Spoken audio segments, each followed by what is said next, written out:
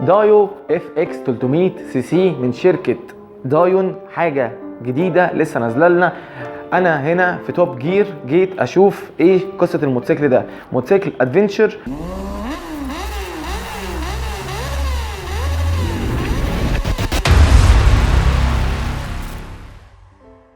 موتوسيكل صيني ادفنتشر. دي بصراحه علينا انا شايفها حاجه جديده علينا في السوق المصري، زي مثلا التي ار كي والحاجات اللي نزلت اللي هي الادفنتشر. كان الاول مفيش الثقافه دي، اعتقد ان هي بدات دلوقتي تخضع للمنتاليتي او العقليات بتاعه الناس في مصر.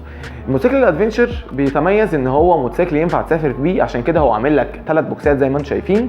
عامل لك التانك بتاعه 16 لتر، طبعا 16 لتر على 300 سي سي هو فعلي 285. 16 لتر اعتقد ان هو مش هيحرق كتير، اعتقد ان هو مش هيحرق عشان هو في الاول والاخر هو 300 سي سي يعني واحد سلندر، فما بيحرقش ياما. يعني انا في كي لايت انا التانك بتاعي بيمشيني حوالي 400 كيلو، طبعا هنا 16 لتر هيمشيك اكتر من كده بكتير. القصه هنا اللي انا شايفها كانت غريبه عليا، ان هو جايب لك كل سلسله المفاتيح اللي انت شايفها دي، علي بابا ولا 40 حرامي زي ما انتم شايفين. المفاتيح دي 2 4 6 دول الشنط، و2 سبير اللي هو اسمه مفتاح المطوه زي شركه بنيلي، وهنا مفتاحين ريموت زي ما انتم شايفين كده. وعاملين حاجه حلوه قوي هوريها لكم في اخر الريفيو عن طريق الريموت، دي حاجه كويسه. بالنسبه للفرامل الامامي وخلفي في البايك اللي هو الدايون اف اكس هو اي بي اس، والميزه هنا ان هو عامل لك دبل ديسك امامي. طبعا للناس اللي ما تعرفش الدبل ديسك بيدي فرامل قويه جدا، دي بصراحه كانت لفته حلوه من شركه دايون ان هم يعملوها. عامل لك 2 مساعد مقلوب ريفلكت كده في الرفرف الامامي، لون الموتوسيكل زي ما انتم شايفين السيلفر شكله حلو قوي. 4 بستم 2 زي ما انتم شايفين، و2 الناحيه الثانيه طنبورتين زي ما انتم شايفين كده. بالنسبه للفرده الاماميه 110 70 17 جنود 17.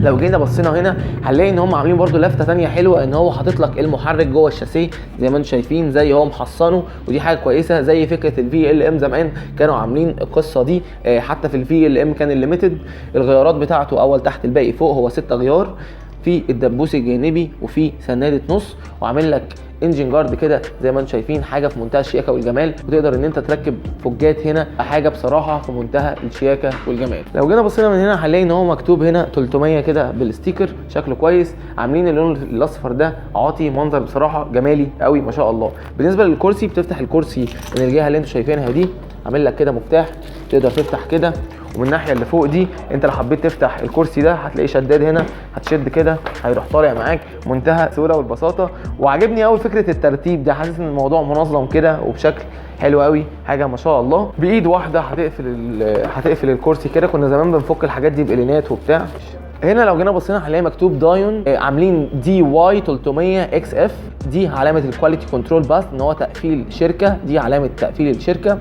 هنا الدواسه بتاعتك وبتتقفل عشان لو قدر الله وقعت ما تتكسرش. وهنا المحرك هتلاقوه مكتوب عليه كلمه دايو كده بشكل كويس. على فكره المحرك انجكشن، بيتراوح الهورس باور بتاعه من 25 ل 26، هو انجكشن، والتبريد بتاعه تبريد ميه في ريداتير. زي ما اتفقنا قبل كده، لو حابب تشد كاتنتك تقدر تشد كاتنتك بنفسك، مش شرط تروح للميكانيكي، بس بشرط ان انت الصاموله دي مع الناحيه الثانيه تظبطها على الاشرط. هتلاقوا فيه اشرط كده تقدر تشدها عن طريق الصاموله دي. تعرف تعمل ده اعمله، ما تعرفش تعمل ده روح لميكانيكي افضل واضمن.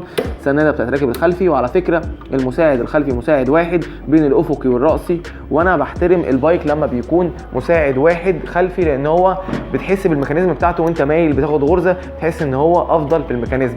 وبرده ان هو عامل لك 2 مساعدين امامي مقلوبه، دي طبعا حاجه حلوه لان هي بتاخد وبتدي معاك بشكل افضل من المساعدين العاديه اللي مش مقلوبه. لو جينا بصينا من الجزئيه اللي هي هنا دي هتلاقي شكل القربه بالشكل ده، اعتقد ان هي هتبقى واضحه معاكم كده في الكاميرا زي ما انتم شايفينها كده. شكل القربه بغطا الريداتير.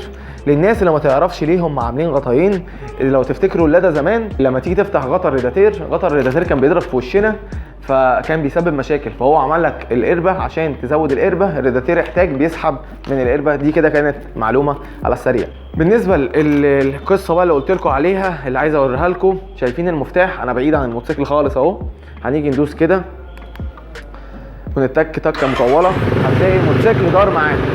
هو ده نازل من الشركه، في ناس كانت بتعمل ده بس هو اوريدي نازل من الشركه. الحاجه الحلوه بقى ان هو اقتبسوا من زونتس حته اللي هي الهيدن لايت دي، اللي هي في الزراير عاملينها بلون ازرق، ماشيه ماتشنج شويه مع النور العداد. مش احسن حاجه بس اللفته برده كويسه. لو حبينا نبطل البايك، لو هنا بصينا هنا في الريموت، الزرار ده اللي في النص لو دوست عليه كده هتلاقيه فصل معاك. دي كانت لفته كويسه من شركه دايون. بالنسبه للعداد، العداد في كامل ديجيتال. انا بحترم العداد الديجيتال عشان بتبقى شاشه قد كده فيها كل حاجه، كيلومترات، البنزين، الحراره، كل حاجه موجوده في شاشه قد كده. لو عايزين تشوفوا شكل العداد هوريه لكم. العداد مبسط قوي، لمبه الحراره، الاي بي اس، لمبه المور، لمبه التشيك، ده النور العالي والواطي، هنا اشارات يمين وشمال، وعامل لك كمان هنا زرار انتظار. على فكره المقابض الكتل والمقابض عاديه جدا، زرار القلاب، زرار الانتظار، زرار النور العالي والواطي، اشارات شمال يمين نص تفصل، زرار الكلاكس، زرار فصل المارش، هنا نور التابلو والنور الواطي، وهنا زرار الدوار عشان برضو لو لا قدر الله الريموت حصل له حاجه تقدر برضو تدور من البايك. لو جينا بصينا للاضاءات، الاضاءات زي ما قلت لكم في الكامل LED سواء امامي او خلفي.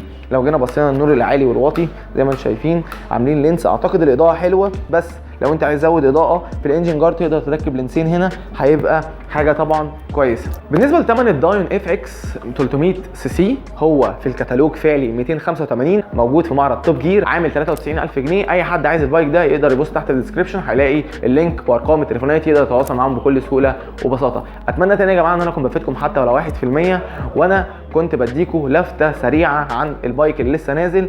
ده مش معناه ان انا بقول لك البايك 100% كموتور والكلام ده، لان احنا از يوتيوبر احنا ما بنتعاملش بالموتوسيكل اللي لسه نازل، انا لسه ما اتعاملتش بيه، بس انا بقول لك على الخامات وعلى الكواليتي وعلى الاوبشنز اللي موجوده قدامي. دي كده كانت لفته على السريع، اشوفكم ان شاء الله الريفيو الجاي. سلام.